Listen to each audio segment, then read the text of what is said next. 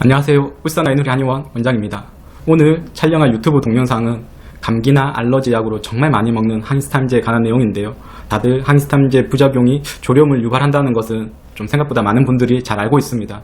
하지만 이 약이 오히려 어린 애기들한테는 졸음과 정반대인 약간 흥분작용을 나타낼 수 있는데요.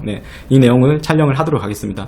그 사진이 잘 나타내고 있습니다. 그러니까 똑같은 약이 이제 어른이라든지 좀 큰 청소년이 먹었을 때 먹으면 이렇게 졸음을 유발할 수 있지만 아주 어린 애기, 이제 저희 둘째 애기 어릴 때 사진인데요. 저 우는 모습도 제가 이제 귀여워서 찍었었는데 어쨌든 어린 애기들한테는 이렇게 졸림이 아니라 약간 흥분작용을 나타낼 수 있다는 거죠. 그리고 그 아래에 있는 글 악화가 양하를 구축한다는 아주 유명한 글이 있습니다. 어차피 저희는 뭐 돈에 관한 얘기가 아니라 지식이나 정보에 관한 얘기니까요. 그럼 약간 이제 저 글을 변형을 시켜서 이제 찌라시가 팩트보다 널리 퍼진다 이렇게 약간 변형을 시킬 수 있는데요. 그럼 이 내용이 무슨 내용인지는 오늘 방송을 끝까지 보시면 잘 아실 수 있을 겁니다.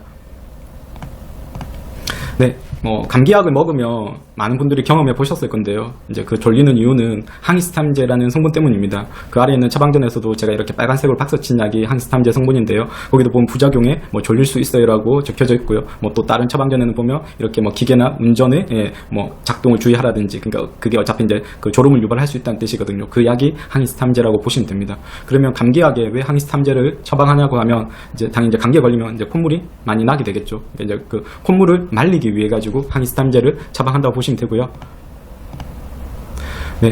하지만 오늘 방송의 핵심인데요. 이렇게 졸음을 유발하는 항히스타민제가 오히려 특히 어린 애기들한테는 흥분작용을 유발할 수 있습니다. 그 아래에 있는 책 내용이 이제 양리학 교과서인 카충 양리학에 있는 항히스타민제에 관련 내용입니다. 그 중에서 제가 빨간색 밑줄칠 부분만 보면 상용량에서 어린이들은 때때로, 어른들은 거의 드물지만 진정작용, 이게 이제 졸음 이런 쪽인데요. 진정작용보다는 흥분작용을 나타낸다고 얘기하고 있고요. 그래서 아이들 중에서 정말 돌전후, 두돌전후 이렇게 수면장애로 고생하는 아이들이 정말 많습니다.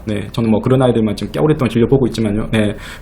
양방에 가면 야경증이라고 하고 한의학에서는 야제라고 하는데 어쨌든 이름만 다를 뿐이지 그냥 핵심은 아이들이 통잠을 자지 못하고 수시로 자다가 깨서 운다든지 짜증낸다든지 못한다든지 이런 수면장애로 고생하는 아이들에게는 오히려 저 항히스타민제 약은 오히려 당연히 그러면 해가 될 수 있으니까 복용을 주의하시는 게 좋습니다.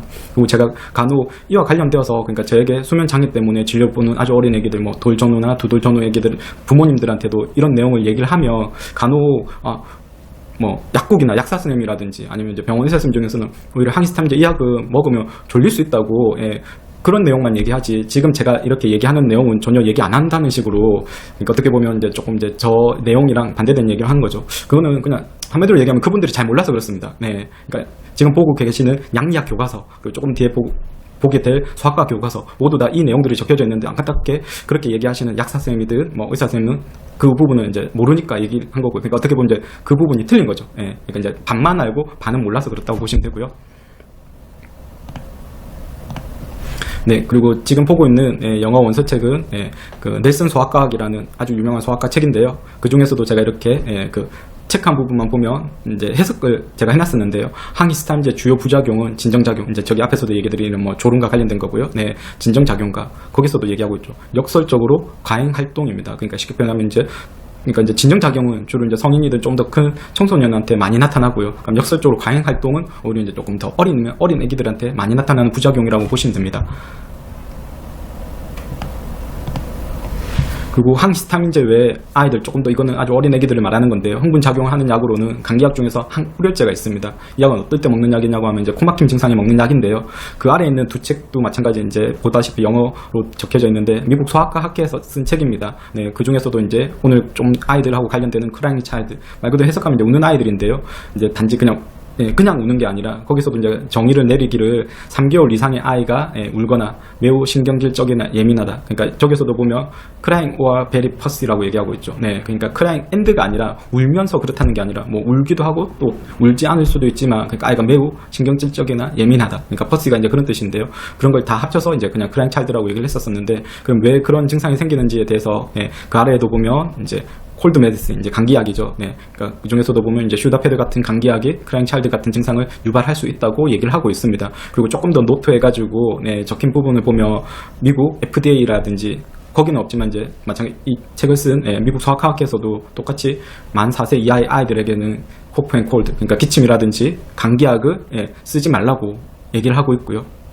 그러면 왜 이렇게 슈더패드 같은 약이 크라잉차일드 같은 증상을 유발할 수 있는지 그 기제만 간단하게 설명을 드리면 중추신경계를 자극하기 때문에 그렇습니다. 그러니까 결국 이제 흥분시킨다 그런 뜻인데요. 그럼 앞에서도 본 항히스탐제하고 똑같은 비슷한 기전으로 증상들을 유발하는 거라고 보시면 되고요. 네, 그 아래에 있는 두 처방전이 저희 환자가 이렇게 가까운 병원에서 진료를 보고 간기 때문에 그 보호자, 부모님께서 저에게 이렇게 보내주신 처방전입니다. 그러니까 이런 약들을 처방을 받아서 먹을 것 같은데 한번 저에게 봐달라고 해서 보내준 처방전인데요. 두 아이 모두 다 한 아이는 만 2세 아이의 처방전이고요. 한 아이는 만 3세 아이의 처방전입니다. 저기서 빨간색으로 박스 치신 약이 항히스탐제 성분입니다. 그러니까 한 처방전 안에 항히스탐제가 이렇게 두 가지 종류가 있는데요. 이런 거는 정말 흔하게 볼 수 있습니다. 네. 그러니까 어쨌든 최소한 한 가지는 한 종류의 항히스탐제는 반드시 들어가 있고요. 이렇게 많게는 두 종류, 정말 많게는 한 3종류까지도 이렇게 항히스탐제 성분이 그 한 아이의 처방전 감기약에 들어가 있는 경우를 볼 수 있습니다. 항히스탐제란 약은 앞에서도 얘기했듯이 보통 이제 감기나 알레르기 때문에 많이 먹기 때문에 정말 우리나라 아이들이 가장 많이 복용하는 약 중에 하나입니다. 네. 저 약들을 조금 일찍 먹는 아이들은 돌 전부터 이제 먹고요. 당연히 이제 1년에 적게는 한두 달, 보통 수개월에서 많게는 거의 1년 내내 먹는 아이들도 생각보다 많습니다. 그리고 1년만 먹는 게 아니라 정말 수년에서 10년에서 한 20년, 길게는 어른들도 어차피 이제 계속 감기나 비염 때문에 먹을 수 있는 약이기 때문에 정말 꽤 오랫동안 우리나라에서 정말 많이 먹는 약이고요. 그러면 이제 항히스탐제, 감기약 효과에 대해서만 간단히 보도록 하겠습니다. 마찬가지 저 책도 앞에서 본 그 미국 소아과학회 책에 있는 내용인데요. 감기 증상은 2주 정도 지속이 됩니다. 그 제가 별표 친 내용이 중요하다고 이제 별표를 쳤는데요. 감기를 빨리 낫게 하는 약은 없습니다. 무슨 얘기냐고 하면 앞에서도 본 이제 그 아이들 그 처방제 내는 약들 그게 기침약이든 콧물약이든 해열 진통제라든지 아니면 또 이제 여러 약들을 처방하다 보니까 또 위장보호제 이렇게 해가지고 이 약들이 어떤 약도 그 약을 먹어서 감기를 더 빨리 낫게 하는 약은 없습니다. 네, 이건 이미 다 밝혀진 내용들이고요. 네, 그러면 왜 감기약을 복용을 하냐고 하면 어쩔 수 없이 감기에 걸리면 이제 불편한 증상들이 생기겠죠. 기침, 콧물, 좀 심하면 열이 나기도 하고요. 이제 몸 여기저기가 아픈 이제 통증이 생기기도 하고 이런 감기 때문에 생기는 불편한 증상들을 억제시켜주는 거죠. 네. 하지만 그 불편한 증상들은 우리 몸의 정상적인 면역 반응입니다. 그러니까 감기 바이러스와 싸워내면서 생기는 이제 노폐물들을 배출한다든지 열을 내어서 그 감기 바이러스 증식을 억제한다든지 그러니까 정상적인 면역 반응을 억제하기 때문에 오히려 감기약을 남용하는 것은 건강에 좋지 않고요. 특히나 어린 애기들한테는 더더욱이나 주의를 하시는 게 좋습니다.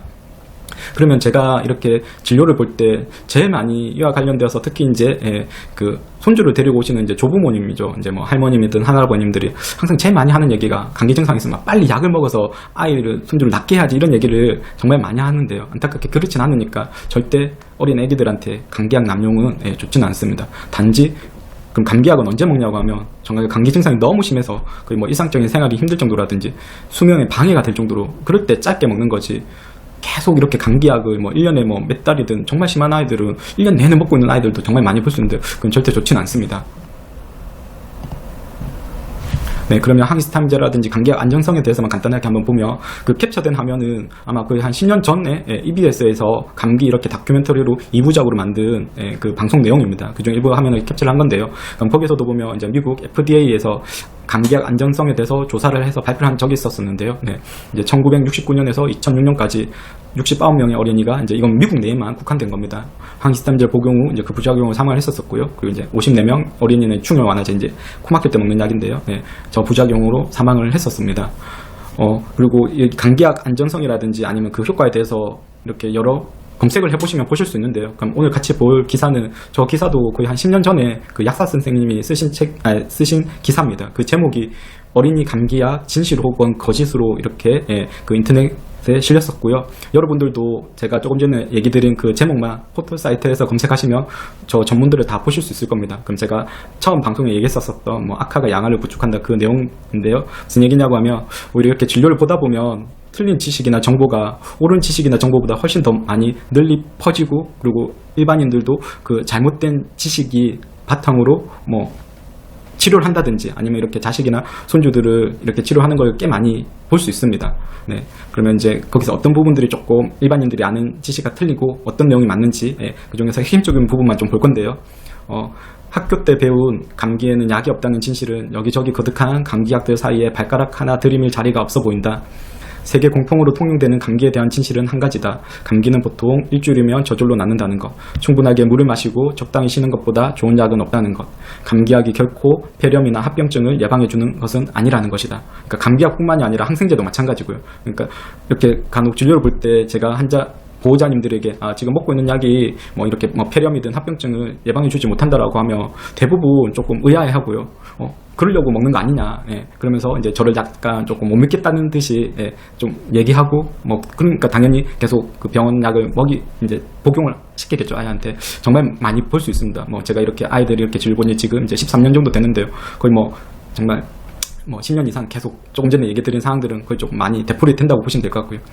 그리고 그냥 핵심적인 내용은 그렇습니다. 예. 오히려 뭐 부모님이나 조부님의 기대하고는 달리 그렇게 먹는 감기약, 그 중에서도 항히스타민제라든지 그 진해제의 부작용으로 폐렴이 발생할 수 있습니다. 지금 제가 얘기 드리는 거는 이미 의학 교과서에는 다 실려져 있었었고요. 그리고 지금 하는 얘기는 이미 다른 방송에서 뭐 기침이라든지 진해제, 항히스타민제 관련된 방송에서 이미 다 얘기를 했기 때문에 또 자세히 얘기를 하진 않겠습니다. 그 방송을 한번 찾아보시면 보실 수 있습니다. 네, 이 기사가 조금 전에 본 그 기사고요. 똑같이 제가 그 기사 제목만 포털 사이트에서 검색하시면 여러분들도 다 보실 수 있습니다. 네. 특히나 자녀를 키우고 있거나 이제 그 조부모님께서 손주를 이제 케어 좀 봐주시고 계시는 조부모님이 계시다면 꼭 저 기사는 한번 찾아서 보시라고 권해드리고 싶습니다. 네, 그럼 오늘 방송을 정리를 하도록 하겠습니다. 항히스타민제. 감기든 알레르기 때문에 정말 우리나라에서 가장 많이 먹는 약이라고 해도 과언이 아닌데요. 저 약의 일반적인 부작용은 졸림이 맞습니다. 하지만 역설적으로 아주 어린 애기들에게는 졸림보다는 흥분, 과잉행동 같은 약간 중추신경계를 자극시키는 부작용이 있기 때문에 우리 아이, 그러니까 이제 돌전이든 두돌전이든 아주 어린 애기가 이렇게 수면장애로 꽤 장기간 고생 중이라면 항히스타민제, 항우려제 이런 약의 복용은 주의를 하시는 게 좋습니다. 그리고 항히스타민제 부작용이 정말 생각보다 만만치 않습니다. 뭐 앞에서도 이제 봤었을 때 뭐 FDA 보고서에서도 그 관련된 어린아이 사망자만 미국 내 뭐 69명이 있을 정도였었고요. 어쨌든 그 말고도 정말 부작용이 꽤 심한 편이니까. 그리고 저 약을 정말 뭐 1년에 어쩌다 한두 번 먹으면 그 부작용을 염려를 안 해도 될 것 같은데요. 정말 많이 오랫동안 먹는 약들입니다. 아주 어린 애기들부터 포함해서. 그래서 너무 많이 이렇게 남용하는 것은 절대 좋지는 않습니다. 그리고 이미 항히스타민제 부작용으로 생길 수 있는 증상들이 있다면 이제 뭐 변비라든지 소변 문제. 그러니까 아이들 중에서는 이렇게 자꾸 화장실을 너무 자주 가는 아이들이 있습니다. 그 이유는 소변을 시원하게 보지 못하니까 뭔가 소변 나올 것 같은데 막상 가면 나오진 않고, 그러니까 계속 화장실 너무 자주 간다는 아이들이 있습니다. 그러니까 그리고 이제 마치 이제 성인들한테는 그게 이제 저혈성 비대증하고 비슷한데요. 그래서 어쨌든 이런 소변 문제가 있다든지, 그리고 이제 비염이 있다든지, 입이 잘 마른다든지, 안구 건조증이 있다든지, 목내장이 있다든지, 자기도 모르게 이렇게 몸에 여기저기 이렇게 경련처럼 잘 떨린다든지, 그리고 이제 틱이 있다든지, 그리고 인지장애가 있다든지, 그렇게 뭐 약간 치매 초기 같은 증상이 있다면 더더욱이나 항히스타민제 복용을 조심을 하시는 게 좋습니다. 네, 오늘 방송도 혹시라도 유익하셨다면 구독 및 좋아요 부탁드립니다. 그리고 혹시라도 방송에서 궁금한 의문증이 있으면 댓글로 달아주시면 성심성의껏 또 답을 드리도록 하겠습니다. 감사합니다.